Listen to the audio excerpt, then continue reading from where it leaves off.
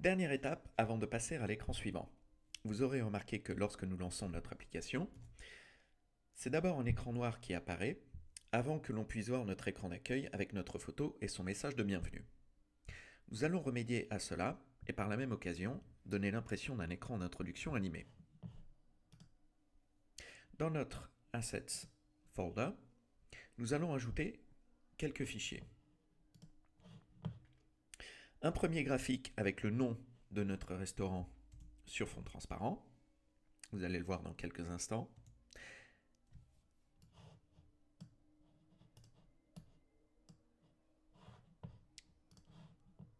Et une version floutée de notre photo de fond d'écran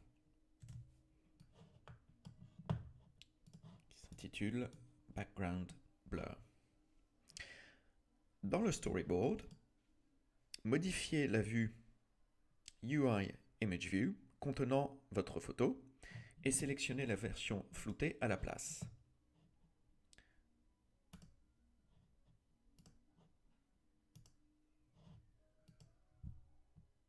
Faites glisser une autre UI Image View de la bibliothèque vers la vue.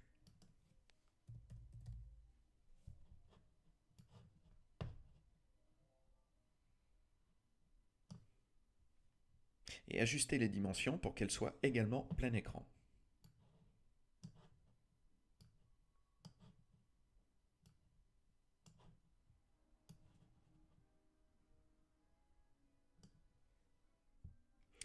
Enfin, positionnez-la entre la photo et le label.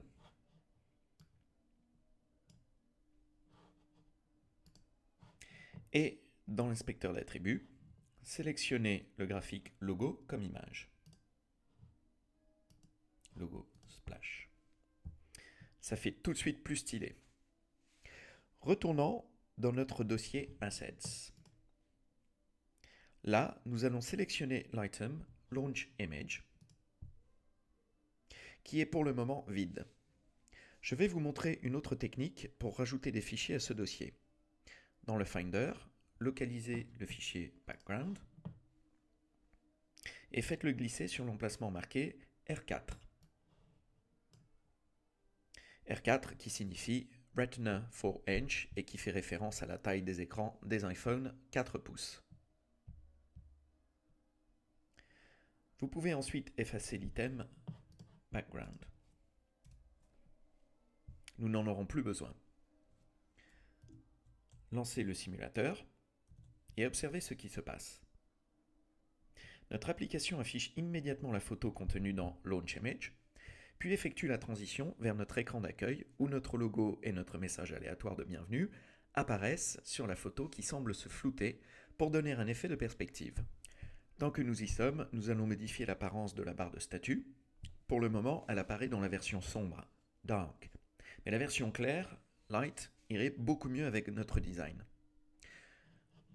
Dans le fichier if/viewcontroller.m, nous allons ajouter la méthode suivante en dessous de la méthode viewDidLoad. Tirer, entre parenthèses, UI status bar style, fermez la parenthèse, preferred status bar style, return UI status bar style light content. Dernière petite retouche pour que l'écran de lancement affiche lui aussi la version claire de la barre de statut.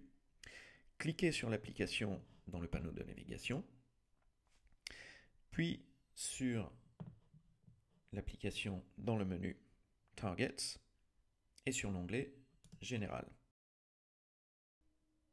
Dans la section Deployment Info, pour Status Bar Style, choisissez l'option Black Opaque. C'est l'une des bizarreries de Xcode. Cette option affiche en réalité la barre de statut en blanc. Rassurez-vous, cela a été corrigé pour la future version de Xcode qui doit sortir à l'automne 2014. Lançons le simulateur pour admirer le résultat. Et voilà, nous en avons fini avec notre écran d'accueil et sommes prêts à rentrer dans le vif du sujet. Il est maintenant temps de passer aux autres écrans de notre application et d'offrir de réelles fonctionnalités et contenus à nos utilisateurs. Dans le chapitre suivant, je vais vous montrer comment permettre à vos utilisateurs de naviguer entre différents écrans de votre application.